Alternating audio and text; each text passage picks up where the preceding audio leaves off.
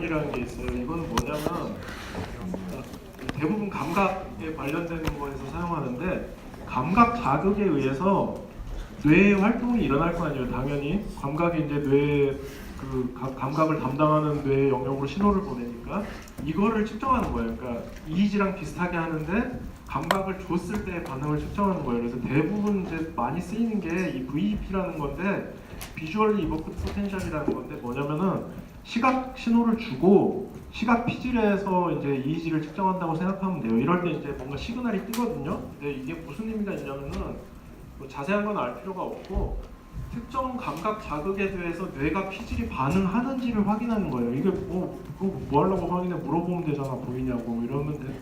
근데 왜 아닌 상황이 뭐냐면 어디 경로에 문제가 생겨서 안 보이는지 모를 수 있잖아요. 예를 들어서 어디 시각신경이 끊어졌는지, 아니면 뇌가 진짜로 문제가 생겨서 못 보는지, 이게 궁금하면은 VEP를 측정해 보면 돼요.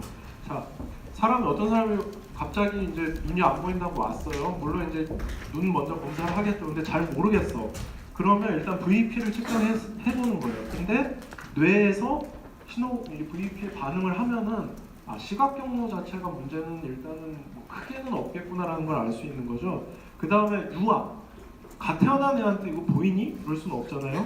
그럴 때는 이제 이 VEP를 측정해서 시각 경로가 문제가 없는지 이제 확인할 수가 있어요. 뭐 이런 식으로 이제 그러니까 유발전이라는 거는 어떤 감각이 뇌로 전달이 되고 있는지를 확인하는 데 쓰는 EEG 비슷한 거다. 그냥 이 정도로 이해하면 될 것 같아요. 그래서 이제 좀 더 이제 EEG 같은 건 굉장히 옛날 테크닉이고, 해상도가 높아진 테크닉이 이제 이미징 테크닉들이 나왔죠. 많이 들어봤을 것 같은데, 여러분 워낙 고등학교 때 다양한 책을 읽으니까 fMRI, 뭐 펑셔널 MRI, PET, PET, 그래서 포지트린 에미션 토모그래피라는 게 있고, 스펙트라는 것도 있고, 뭐 DTI, 뭐 다양한 게 있는데, 공통적으로 이런 애들이 하는 역할은 각 테크닉마다 원리는 다 다르지만 활성화되는 부위를 측정하는 거예요. 근데 이제 각각 장단점이 있고 뭐 하는데, 중요한 거는 DTI는 조금 다른 게, DTI는 이 해부학적 이미지를 볼 수 있는 거라서 아까 얘기했던 커넥텀을 측정하는 데 많이 도움이 되는 거고, 어쨌건 이 활성화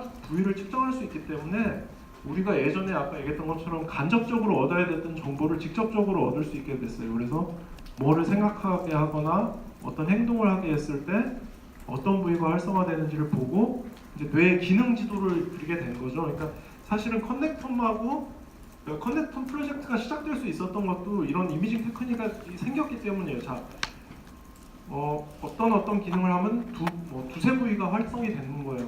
보면은 이 두세 부위가 어떻게 연결이 돼 있을까가 궁금해지잖아요. 그렇기 때문에 이제 커넥팅 프로젝트라는 게 시작이 될 수 있었는데, 어쨌건 이런 실험들이 계속 이루어지면서 우리 뇌의 어느 부위가 어떤 기능을 하고 걔네끼리 어떻게 연결돼 있고 이런 게 점점 이제 맵이 만들어지고 있다라고 생각하면 될 것 같아요. 근데 아직은 해상도가 너무 낮아요. 그래서 보통 1cm라고 얘기를 하거든요.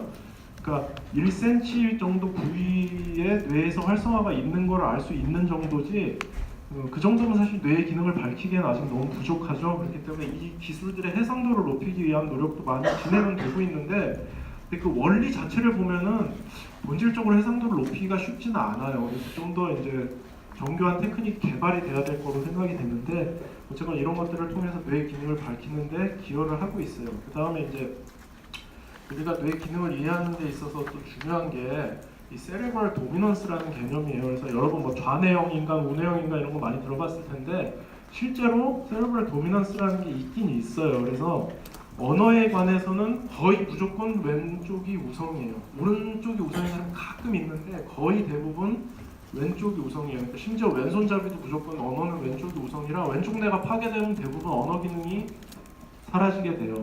그 다음에 언어 영역 우성방구에서 언어 영역의 우성방구 대부분 좌측이니까 좌측으로 합시다. 좌측에서 아까 얘기했던 것처럼 베르니케 에어리어는 언더스탠딩에 문제가 언더스탠딩을 담당하는 부위이기 때문에 이 베르니케 에어리어가 손상이 되면은 리셉티브 아파지아라는 현상이 와요. 그래서 실어증인데, 아파지아는 말을 제대로 이해를 못하거나 말을 못하거나 하는 걸 아파지아 실어증이라고 하는데, 받아들이지 못하는 실어증이 베르니케스 에어리어 손상 시 오고, 브로카 영역 손상 시에는 표현하는 것을 못하는 실어증이 와요. 그래서 이 실제 환자들의 예를 책 많이 읽어본 사람은 그 예에 대한 것들도 본 적이 있는데 되게 재밌어요. 막 그러니까 이해만 못하는 사람하고 표현만 못하는 사람이 되게 다른 특성을 보이면서 재밌는 예들을 만들어내는데 어쨌건 뇌의 언어는 왼쪽이 주로 우성이 돼요. 그래서 보면은 이제 그런 것들 사람들이 많이 연구를 했는데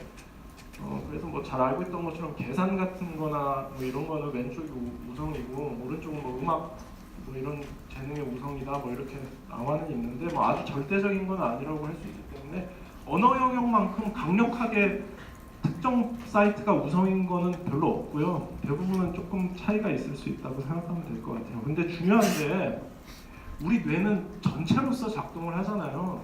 그게 가능하냐고. 뭐 예를 들어서 좌뇌 뭐 능력이 우월하다고 해서 내가 나의 좌측만 그 능력이 반대로 보통 작용하니까 우측만 그 능력이 우월하거나 이런 건 아니죠. 그 이유가 이 뇌량 코푸스 칼로섬이라는 게 있기 때문에 좌우는 신호를 항상 주고받기 때문인데 이제 뇌량 절단 환자에서 굉장히 재밌는 현상들이 많이 발견이 됐어요. 뭐냐면 뇌량 절단이 뭐냐면 이제 아까 얘기했던 그 간질이 굉장히 심한 환자 중에 그 간질 뇌량 부위에서 일어나거나 아니면 한쪽 뇌에서만 일어나는데 반대쪽까지 너무 침범을 하니까 아예 그냥 반대쪽으로 못 가게 잘라버리는 시술을 예전에 좀 많이 했었어요. 근데 이렇게 되면 왼쪽 뇌하고 오른쪽 뇌가 완전히 단절이 되기 때문에 굉장히 특이한 현상들이 많이 발견이 됐어요. 그래서 그 대표적인 실험이 좌우측 인지단절 실험이 있는데 이게 뭐냐면 그림 한번 보세요. 여러분 알겠지만 좌측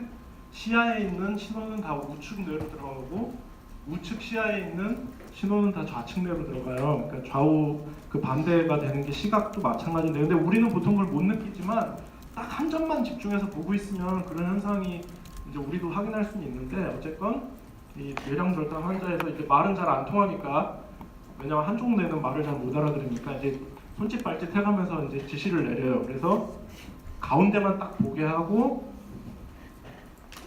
잠깐만요. 가운데만 딱 보게 하고 이제 눈으로는 다른 시그널을 보내주는 거죠. 즉 오른쪽 뇌로는 열쇠라는 게 들어가고 왼쪽 뇌로는 반지라는 게 들어가요. 이 상태에서 왼쪽 팔만 이렇게 놓게 하고 이제 뭐가 있네 하고 알아서 찾겠죠. 그러면 자 왼쪽 손을 반장하는 건 우뇌죠. 그러니까 키라는 걸 보고 있으니까 열쇠를 딱 찾아서 들어요. 근데 뭐 찾았어요? 라고 물어보면은 이거는 이제 말은 왼쪽 뇌가 알아들으니까 왼쪽 뇌는 반지를 보고 있죠. 그러니까 반지요 라고 대답을 하는 거죠. 그래서 이게 뇌량을 단절시켜 놓으면 완전히 다른 방식으로 각각 작동을 하는 뇌로 바뀌어 버리게 돼요. 근데 요거는 이제 뭐 그냥 이 정도 수준이면 문제가 안 되는데 이 인터헤미스페릭 트랜스퍼라 그래요. 그래서 이 뇌량을 통한 정보 전달을 이게 안 돼서 일어나는 굉장히 재밌는 예가 바로 이 왼손이 자기를 죽이려고 한 여자라는 되게 유명한 증례가 있어요. 그래서 이 사람은 뭐냐면 이 여자가 계속해서 이제 어떤 의사를 찾아왔는데 왼손이 막 자기 목을 쪼르는 거예요. 자기가 전혀 조절하지 않는데 왼손이 막 자기를 죽이려고 한다고 의사를 찾아왔어요. 근데 이게 이제 나중에 알고 봤더니 죽은 다음에 이제 해부를 부검을 해봤더니 운이 없게도 딱 뇌량에 그 뇌졸중이 생긴 거예요. 뇌졸중이 딱 뇌량에 생겨가지고 왼쪽 뇌하고 오른쪽 뇌가 분리가 됐는데 이 사람은 두 개의 인격이 따로 살아남은 거예요. 그래서 자, 왼쪽 뇌는 언어를 담당하니까 이제 말로 자기가 하겠죠. 얘가 나를 죽이려고 해갖고 말을 하는데 오른쪽 뇌는 이 왼쪽 뇌가 자기를 그러니까 각자가 서로 왼쪽 뇌는 오른쪽 뇌가 자기를 침범했다고 생각하는 거고, 그러니까 뭐 외계인 같은 게 내 몸에 들어왔어라고 생각하는 거죠. 그래서 오른쪽 뇌는 말을 못하니까 왼쪽 손을 써가지고 자기를 죽이려고 그런 거예요. 왜냐하면 자기 몸이 딴 뭔가에 지배된다고 생각하기 때문에 완전히 이제 서로 다른 인격 두 개가 살아난 거죠. 그래서 이 현상을 보고 이중인격이 과학적으로 충분히 가능한 현상이라는 것을 알 수 있었어요. 왜냐하면 자 오른쪽 뇌가 좀 더 강해지면 오른쪽 인격이 활성화될 수 있고 왼쪽 뇌가 더 강해지면 왼쪽 인격이 활성화될 수 있다는 것을 과학적으로 이제 알 수 있게 된 거죠. 그래서 어쨌건 우리는 락틴 신드롬이라는 것도 있는데 그건 뭐냐면은 우리가 그 모터 펑션이 다 마비되고 나머지는 다 정상인데 뇌에서 모터 펑션이 다 마비된 사람들을 라틴 신드롬이라고 해요. 그러니까 살아있고 정신도 다 정상인데 아무것도 못하는 거죠. 누워있는 거 빼고는. 근데 요새 컴퓨터 기술이 계속 발달을 해가지고 이런 사람들의 정신을 이제 밖으로 꺼낼 수 있게 됐죠. 그래서 이 라틴 신드롬 되게 유명한 사람 중에 한 명이 23년 동안 몸에 갇혀 있었는데, 이건 뭐 몇 년 전 기사긴 하지만 23년이면 이제 벌써 한참 됐네요. 이 사람이 이제 컴퓨터를 도움으로 해서 밖에 뭔가를 표현할 수 있는 상태로 바뀌었는데 좌뇌 우뇌 각각이 라틴이 될 수 있는 거예요. 그래서 이게 보면 왼손이 자기를 죽이려 한 여자가 이제 우뇌가 갇혀버린 거죠.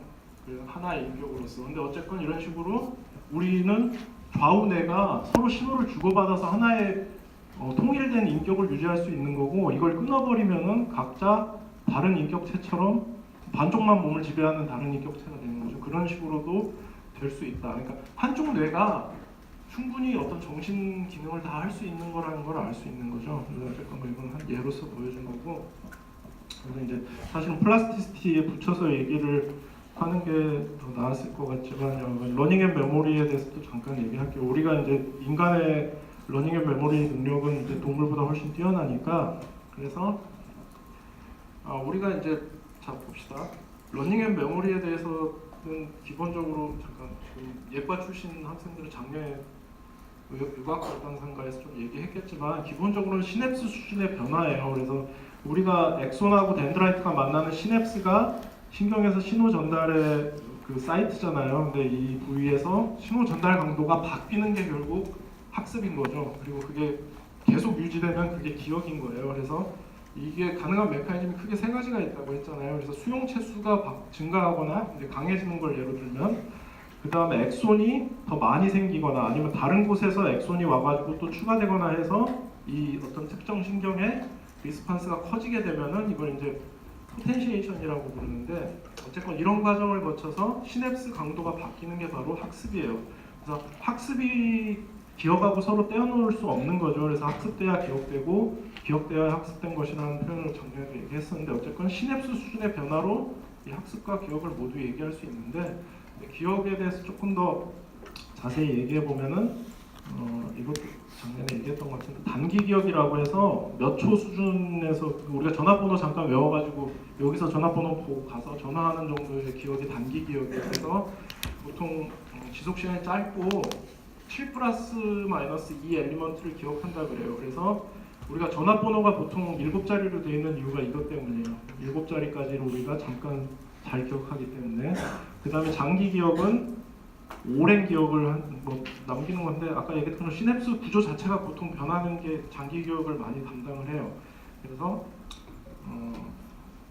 근데 우리가 이 단기 기억이 7가지를 기억하는 거는 숫자만이 아니고 굉장히 다양한 현상에서 마찬가지예요. 그래서 음계 있잖아요. 우리가 음계를 외우는 것도 7가지를 넘어서면은, 그러니까 음계 7개를 띠띠띠띠 들려주고 외우라고 한 다음에 그게 뭐였어요 했을 때 음계가 7개 전후일 때 가장 그때까지 잘 기억하고 넘어가면은 잘 기억을 못하게 돼요. 그래서 모든 면에서 7컴포넌트 전후로 우리가 단기 기억을 할 수 있다는 게 지금 잘 알려져 있고, 그 다음에 이제 중요한 게 디클러레이티브 메모리하고 프로시저럴 메모리가 완전히 나눠진다는 거죠. 그래서 디클러레이티브 메모리 말 그대로 그냥 지식 같은 기억이에요. 그 다음에 프로시저럴 메모리는 행동하는 거에 관한 기억, 예를 들어서 자전거 타는 거나 뭔가 이렇게 움직이는 거. 근데 이건 완전히 다른 뇌 영역에서 일어나기 때문에 한 가지가 완전히 사라져도 다른 거는 별 문제가 없는 게 잘 알려져 있어요. 그 다음에 이제 이 디클러레이티브 메모리, 이 사실 기억을 담당하는 거는 아까 얘기했던 해마기 때문에, 해마가 양쪽이 다 손상되는 경우에는 완전히 장기 기억 능력을 사라져가지고 전날에 무슨 일이 일어났는지를 전혀 기억할 수 없게 돼요. 그래서 기억이라는 거는 일단 뭐 크게 이렇게 나눠진다 정도로 그냥 알아두면 되는데, 어쨌건 그 기억을 담당하는 건 다 내부적으로는 플라스티시티라는 현상에 의해서, 시냅틱 플라스티시티라는 현상에 의해서 일어나요. 그 다음에 이거는 이제 그냥 여러분 친하게 지내라는 의미로 넣은 내용인데, 교류기억이라는 개념이 있어요. 이게 뭐냐면은 뇌가 자기 뇌에 저장하는 게 아니라 다른 곳에 기억이 돼 있다는 걸 아는 능력을 말해요.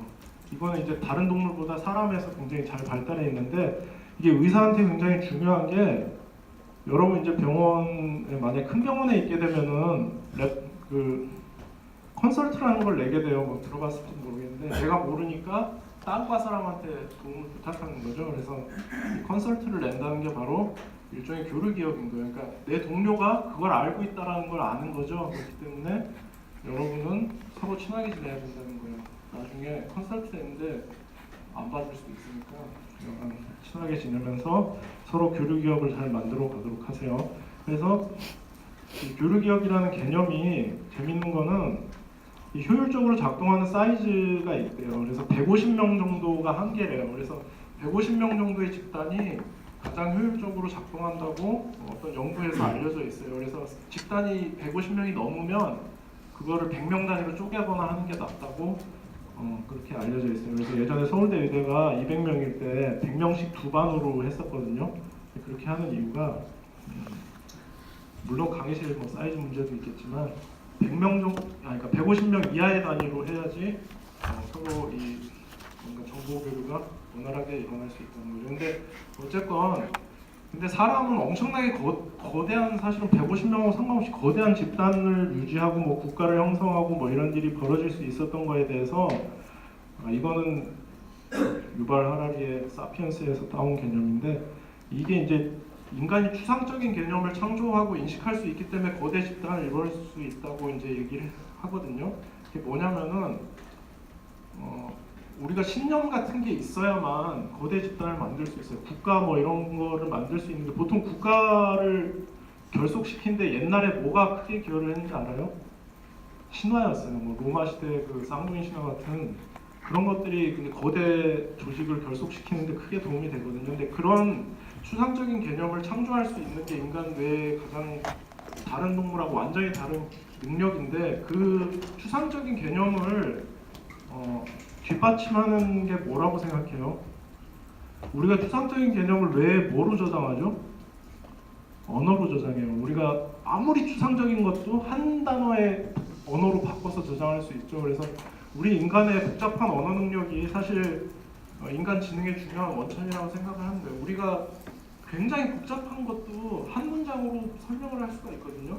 근데 그 각각의 단어에 함축된 그 추상적인 의미를 생각해 보면은 굉장히 거대한 그 의미 개념을 연결할 수 있는 건데 이게 이제 동물도 나름의 언어는 갖고 있어요. 그래서 여러분 잘 아는 미어캣은 얘네 소리를 이제 많은 그 동물학자들이 연구를 해봤더니 한 두 음절, 세 음절까지 말을 할 수 있는 거예요, 사실은.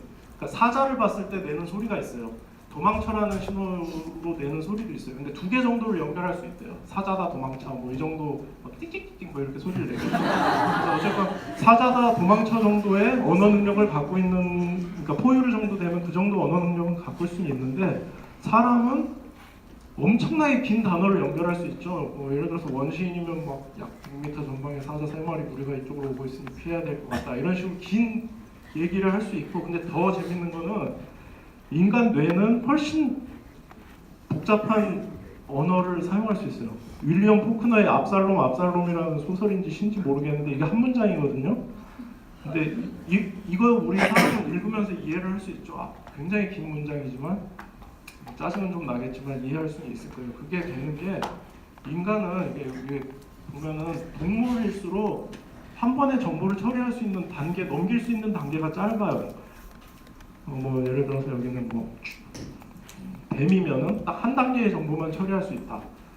고양이면은 두 단계 정도 처리할 수 있다. 아까 얘기했던 것처럼 점점 추상화시키면서 다음 단계로 넘어가지면서 이제 고차원적인 사고를 한다 그랬잖아요. 근데 사람은 엄청 많은 단계를 넘겨가면서 추상화를 심하게 시킬 수 있는 거죠. 근데 이거의 기반이 바로 언어인 거죠. 우리가 생각을 뭐로 해요? 여러분 언어를 다 빼버리고 생각할 수 있을 것 같아요. 아무 언어 표현을 안 쓰고 생각을 할 수 있을까요? 우리 지금 잘 생각해보면 우리가 생각할 때 다 언어로 하거든요. 내일 뭐 할까 이런 거 말로 생각하지 정신의 어떤 형태로 만들어가지고 내일 뭐 할까를 생각할 수가 없어요. 인간은. 그러니까 인간의 사고라는 거는 다 언어로 이루어지기 때문에 사실은 우리가 언어를 잘 알고 있지만 뇌에서 어느 순간 딱 언어를 만들어낼 수 있는 능력이 생겨난 거죠. 네안데르탈인이 못하던 그 능력이 생겨나면서 이제 인간이라는 게 엄청나게 확 발전할 수 있었는데 그 언어 능력이라는 게 아직 이해는 안 되고 있지만 우리 인간의 지성이라는 거에서 굉장히 중요한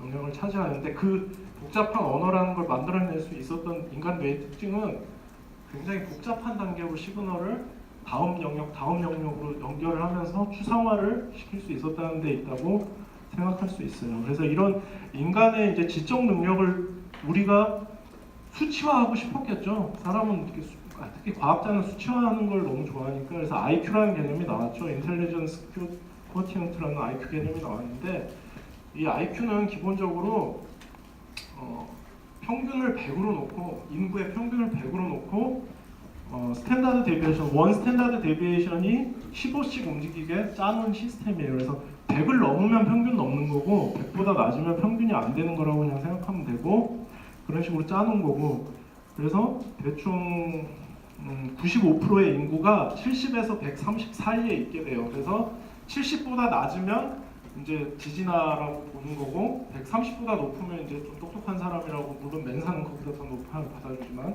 어쨌건 이런 식으로 대충 나눠 놓은 거죠, 인간의 지식 체계를. 근데 IQ는 뭐 잘 알고 있겠지만 지능의 절대적인 지표가 될 수는 없어요. 왜냐하면 딱 특정한 그 분석 능력만 측정하는 그 테스트 자체가 분석 능력만 측정하기 때문에 지능의 절대적인 지표는 아닌데, 우리가 대부분 지적 활동을 통해서 생활을 하기 때문에 인간은, 그래서 지적 활동 수행 능력의 대략적인 지표로는 쓰이고 있어요. 그래서 IQ 75가 넘으면 대부분 초등학교까지는 다닐 수 있다고 하고요. 그다음에 105가 넘으면 대학 진학 후 졸업이 가능하대요. 여러분 다 105가 넘을 것 같아요. 그래서 115가 넘으면 대학원을 진학할 수 있다. 뭐 대략적으로 이렇게 나누는데 뭐 절대적인 건 아니겠죠. 그래서 이런 식으로 보통 얘기를 하는데, 근데 이제 IQ가 성공의 지표는 아니라는 게 옛날부터 많은 실험을 통해서 알려졌어요. 그래서 1900년대 초에 되게 대량의 스터디를 했었는데, 높은 IQ를 가진 애들을 대상으로 이제 얘네가 얼마나 성공하는지를 조사를 했는데, 결론은 이제 IQ는 별로 상관이 없다. 어느 정도만, 그러니까 115만 넘으면 전혀 상관이 없다. 그 대신에 뭐가 중요했을까요? 집안이 제일 중요했어요. 좋은 집안에 사는 사람이 확실히 또 성공을 했다라는 약간 씁쓸한 결과가 나왔는데, 그 이제 이유로 설명을 하는 게, IQ라는 것 자체가 그냥 분석 능력만 보는 거기 때문에, 그래서 이제 우리가 지적인 능력에 분석 능력만 있는 건 아니기 때문에 IQ만으로 성공을 설명할 수 없다. 즉 음악지능, 공간지능, 언어지능, 뭐 이게 IQ에 해당할 텐데, 논리수학지능, 신체운동지능, 인간친화지능, 자연친화지능 같은 다양한 지적 기능이 성공적인 삶에 필요한데, IQ는 너무 한정적인 것만 보는 거죠. 근데 생각해보면 집안이 그러니까 좋은 배경을 지닌 사람들이 이런 걸 전체적으로 발달시킬 수 있는 교육을 받을 수밖에 없잖아요. 그렇기 때문에 그런 애들이 성공을 했을 거예요. 물론 이제 그냥 뭐 여러모로 성공하기 유리하지만, 그냥 지적인 측면에서 보면은 이런 다양한 지적 기능을 개발할 수 있는 기회를 부여받을 수 있기 때문에 좋은 집안에 있는 애들이 성공했을 것이라고 이해를 할 수 있을 거예요. 그 다음에 이제 또 뇌에서 굉장히 재밌는 점 중에 하나가 Acquired Servant Syndrome이라는 게 있어요. 그게 뭐냐면은 뇌졸중이나 교통사고 같은 걸로 뇌 손상이 온 후에 갑자기 천재적인 특정 분야에서 천재적인 재능을 보이는 사람들이 있거든요. 되게 많은 예가 있어요. 그래서 뭐 갑자기 막 음악적인 재능이 확 드러나거나 미술적인 재능이 확 드러나는 사람들이 있어요. 그래서 언론에 막 나오고 이런 사람들이 있는데, 이 사람들이 왜 이렇게 되는지를 연구를 해봤더니 대부분 이 사람들이 손상되는 영역이 같았어요. 그래서 레프트 안테리어 템포랄이나 레프트 오비토 프론탈 콜텍스, 약간 그러니까 이쪽이라고 생각하면 이쪽 영역 손상이 있을 때 이런 게 나타난다는 걸 알게 됐는데, 결과적으로 알게 된 게 우리 뇌는 생각보다 훨씬 뛰어난 능력을 갖고 있다는 거예요. 우리가 생각하는 것보다. 그래서 그 대표적인 예가 그 러시아의 유명한 또 케이스가 있는데, 모든 걸 기억하는 남자가 있었어요. 그냥 보고 지나다니는 모든 게 머릿속에 남아있는 거예요. 그런데 그 사람은 굉장히 불행하게 살았죠. 뇌가 정상적으로 작동하지 못했어요. 그 기억이 계속 머릿속에 너무 많이 복잡하게 뒤죽박죽으로 남아있어서. 그래서 우리 뇌는 지금 기본적으로 굉장히 고성능 뇌인데, 이게 한 가지 기능만 잘해가지고는 살아갈 수가 없잖아요. 그렇기 때문에 평소에 이 레프트 안테리어 템포랄하고 오비토 프론탈 콜텍스에서 그 각각의 기능들을 조절해가지고 억제하고 있는 걸로 생각을 하는 거예요. 그래서 얘네가 손상되면은 특정 기능이 강화되는데 대부분 특정 기능이 강화되고 다른 걸 잘 못하게 바뀌더라는 거죠. 그래서 그 때문에 우리가 기본적으로 뇌가 우리가 지금 쓰고 있는 기능보다 훨씬 뛰어난 능력을 각 부위로 따지면 갖고 있는데 뇌는 그 전체를 조율하는 사이트가 있어가지고 어느 놈이 튀지 못하게 대부분 반에서 피면 왕따나기 쉽잖아요. 마찬가지로 뇌에서도 전체적인 기능을 조율하는 부위가 있어가지고 이걸 조율하고 있는데 무슨 문제가 생겨서 여기가 손상이 되면은 갑자기 아주 특정 기능에 대해서 천재적인 능력을 드러내는 사람이 있어서 그런 것들이 이제 많이 연구가 돼서 어콰이어드 서번트 신드롬은 굉장히 이제 잘 알려진 그런 게 됐죠. 그래서 어쨌건 중요한 거는 뇌라는 거는 네트워크이기 때문에 그 조율이 잘 돼서 작동을 해야만 된다는 거 그걸 이해하면 될 것 같아요. 그 다음에 이것도 작년 강의에 얘기했는데 인간 뇌의 제일 중요한 특징 중에 또 하나가 미래를 계획할 수 있다는 거죠. 대부분 동물 뇌가 자극에 대한 반응을 기반으로 형성이 되어 있는 시스템인데 그 인간 뇌에서는 이제 조금 더 그 세계에 대해서 이제 모델을 만들어가지고 그 모델에 기반해서 계획을 세울 수 있게 이제 진화를 했죠.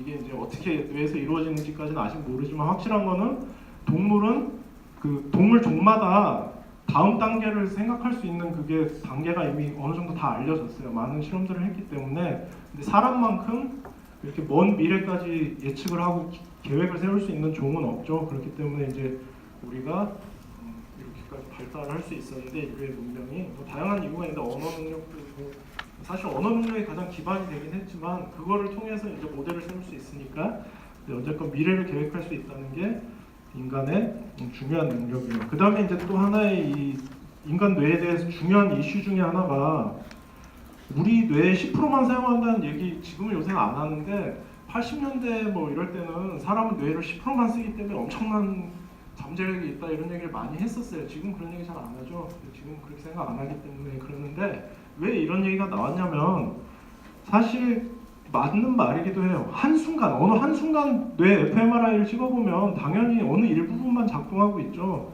근데 그게 10%만 사용하는 게 아니라 뇌 각각이 다른 기능이 있으니까 동시에 모든 일을 할 수는 없잖아요. 그러니까 지금 하고 있는데 필요한 기능을 쓰고 있기 때문에 10%만 쓰는 것처럼 보이는 건데 근데 요 개념을 좀 떠나서 이제 의식하고 잠재의식 뭐 이런 개념이 이제 프로이드부터 시작해서 굉장히 오랫동안 연구가 돼 왔는데 우리 인간 뇌에 대해서 굉장히 재밌는 점이 있어요. 잠재의식이 생각보다 강력한 시스템이라는 걸 알려주는 많은 실험 결과들이 있는데 자, 이게 좀 유명한 실험인데 룰은 안 알려주고 이 빨간 카드랑 파란 카드를 섞어놓고 임의의 카드를 뽑아서 돈을 따는 내기를 시키는 거예요. 그래가지고 이제 룰이 좀 복잡하게 돼 있는데 어쨌건 빨간 카드는 딸 때는 많이 따는데 잃을 때 크게 잃게 되고 결과적으로 손해를 보게 되어 있어요. 근데 처음엔 알기 어려운 좀 복잡하게 룰을 만들어 놓고 근데 이제 50번 정도 실행을 해보면은 파란 카드를 뽑는 게 결과적으로 난데라는 걸 알게 돼요. 80번 실행하면은 룰도 어느 정도 알게 되는 뭐 이런 식으로 이제 실험을 구상을 한 거예요. 그 다음에 이제 이걸 사람을 시켰는데 10번만 한 후에도 본인은 의식적으로는 전혀 모르는데 파란 카드를 선호하는 뇌 반응이 나오기 시작하고 빨간 카드를 집을 때 손에서 땀이 나는 등 스트레스 반응을 보인대요. 그래서 의식은 전혀 못 느끼지만 잠재의식이라고 해야 될지 무의식이라고 해야 될지는 잘 모르겠지만 뇌의 깊은 영역에서는 그게 좀 더 깊은 이해를 하고 있다는 걸 알 수 있었어요. 그런 예가 다양하게 있는데 그래서 이제 자유의지 실험도 또 이것도 이제 많은 고민을 일으키는 실험인데 이것도 유명한 실험이에요. 왼손하고 오른손에 버튼을 쥐어주고 어느 버튼을 누를지 결정하자마자 버튼을 누르라고 그러니까 머릿속으로 결정하자마자 누르라고 하는데 이 실험을 해보면은 뇌에서 어느 쪽 버튼을 누를지 결정하는 걸 이제 fMRI로 알 수 있죠. 그 시기하고 실제 버튼 누르는 시간 차이가 꽤 컸어요. 이미 수초까지 차이가 난대요. 그러니까 나는 내가 지금 왼쪽 누를래 하고 눌렀다고 생각하지만 뇌에서는 이미 몇 초 전에 왼쪽 누르자라고 결정이 끝나 있다는 거죠. 그래서 이 결과를 가지고 자유의지는 없다고 뭐 주장하는 사람도 있는데 근데 생각해보면 뇌가 결정한 3초 전에 결정한 것도 결국 내가 결정한 거죠. 남이 결정해 준 건 아니잖아요. 그래서 자유의지가 없다는 해석은 말이 안 되는 거고 분명한 거는 의식의 전 단계에 있는 뇌 프로세스가 뭔가가 있다는 걸 알 수 있는 거예요. 그러니까 우리가 의식하기 전에 방금 그 카드 실험도 마찬가지지만 의식 아래에서 작동하는 뇌 프로세스가 있다는 거를 굉장히 많은 실험이 보여줘요. 그리고 그 무의식적인 선입견 같은 게 계속해서 뇌를 조절하죠. 그래서 여기 보면 이것도 되게 유명한 실험인데 남자하고 직업적인 거를 왼쪽으로 여기 이제 뭐 다양한 것들이 있는데 이름도 있고 지금 뭐 직업도 있고 뭐 다양한 게 있는데 남자하고 직업적인 걸 왼쪽으로 연결하고 여자하고 가정적인 걸 오른쪽으로 연결하라 그러면 잘해요. 근데 이거 반대로 여성하고 직업적인 거, 남성하고 가정적인 걸 연결하라 그러면 확실히 느려진대요. 그러니까 이게 그 선입견 때문에 그러는 거죠. 같은 계열이라고 머릿속에 생각하고 있는 건 쉽게 하는데 반대 계열이라고 생각하면 약간 딜레이가 생기는 거예요. 이런 것처럼 우리가 이제 물론 현대인은 조금 이건 좀 오래된 실험이니까 요새 사람들은 좀 더 빨라졌을 수도 있을 것 같은데 이건 경제가 좀 캐물어졌으니까. 근데 어쨌건 우리 뇌가 생각보다 의식하에 있는 프로세스의 지배를 많이 받고 있다는 거죠. 그래서 이제 중요한 건 뇌는 네트워크이기 때문에 우리가 지금 의식이라고 알고 그러니까 우리가 지금 내가 생각하고 있다고 생각하는 그 의식적인 프로세스 외에 다양한 네트워크들이 작동을 하고 있어가지고 기능을 할 거라는 그런 거를 얘기하는 건데, 근데 잠깐 되게 유명한 일화가 있어요. 뭐냐면 로렌조 오일이라고 영화 혹시 본 사람 있어요? 워낙 옛날 영화지만 본 사람이 있을 것 같은데 이 사람들이 이제 애가 지질 대사 이상이 있어가지고 이제 죽게 생겼는데 의사들은 아예 치료 못해요. 그냥 포기해요 이러니까 이 부모들이 화학적인 지식 전혀 없는 사람들이었는데 자기들이 해결법을 찾아보겠다고 막 공부를 하는 그런 내용이죠. 실화인데 근데 그러다가 자다가 꿈에서 갑자기 해결법을 찾았어요. 완벽한 해결법은 아니었지만 어쨌건 이런 장면이 나왔는데 근데 이런 예가 굉장히 많아요. 뭔가에 굉장히 심취해 있던 사람이 자다가 꿈에서 해결책을 얻은 예가 역사에 엄청나게 많거든요.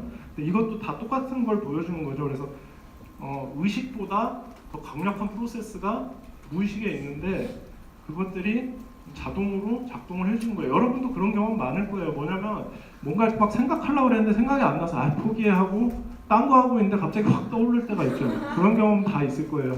그게 이제 우리가 의식에서 일단 해결을 못해도 어떤 과제를 뇌에 던져준 거죠. 그럼 그 과제를 무의식에서 계속 신경을 쓰고 있는 거예요. 그렇기 때문에 우리 뇌는 이제 10%만 쓴다고 절대 생각할 수 없는 거죠. 우리가 의식적으로 생각할 수 있는 건 10% 수준에서 쓰고 있을지 몰라도 뇌는 끊임없이 뭔가를 하고 있는 거예요.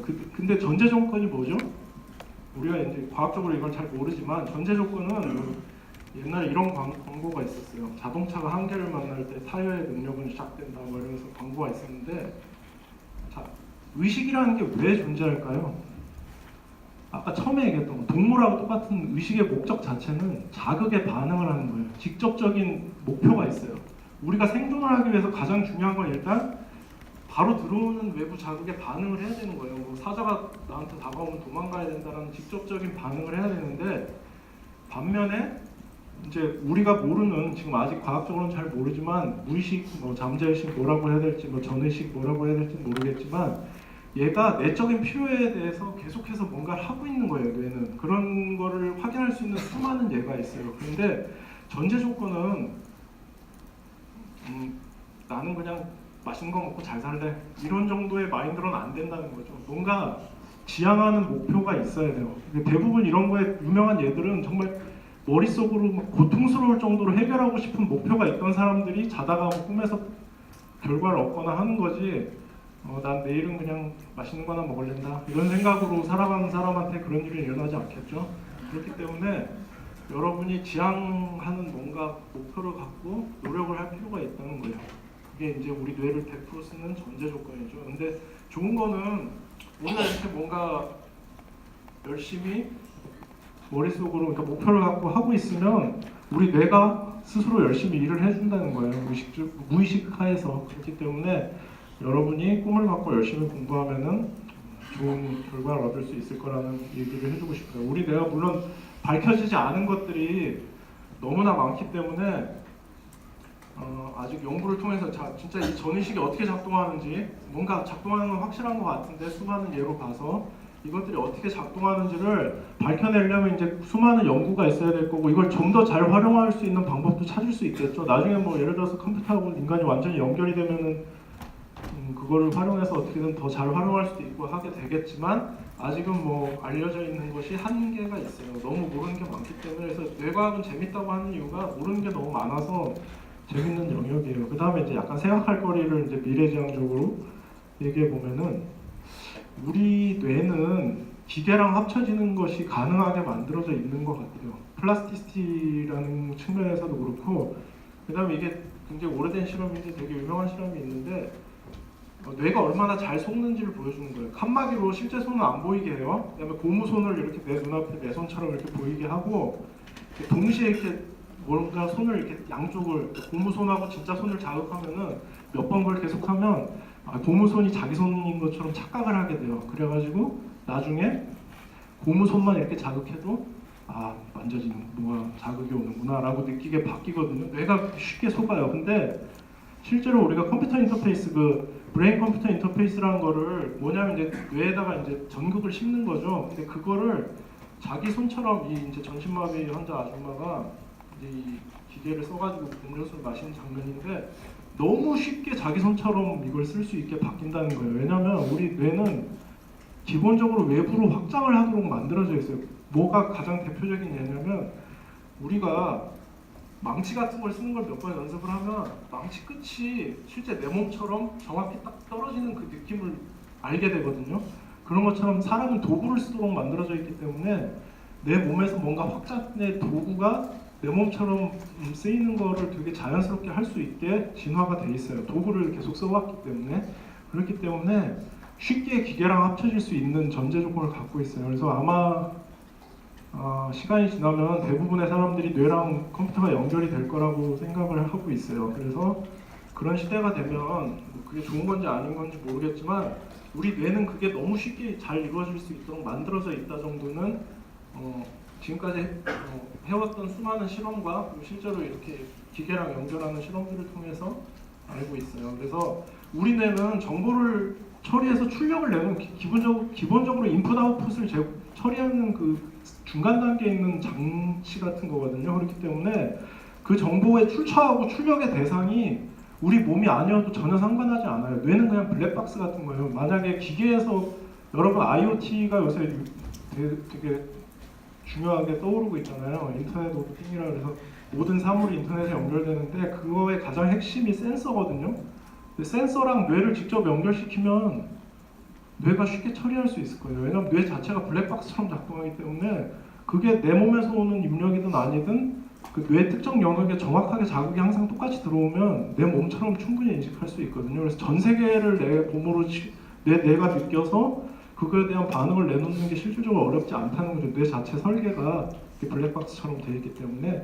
그래서 정보의 출처와 출력의 대상이 인체가 아니더라도 전혀 상관하지 않는 뇌의 특성상 우리는 아마 분명히 기계랑 합쳐지게 될 거예요. 그건 피할 수 없는 미래가 될 거고 이제 그게 이제 우리한테 유리하게 작동할지 아닐지 그거는 사람들이 하기에 따라 달라지겠죠.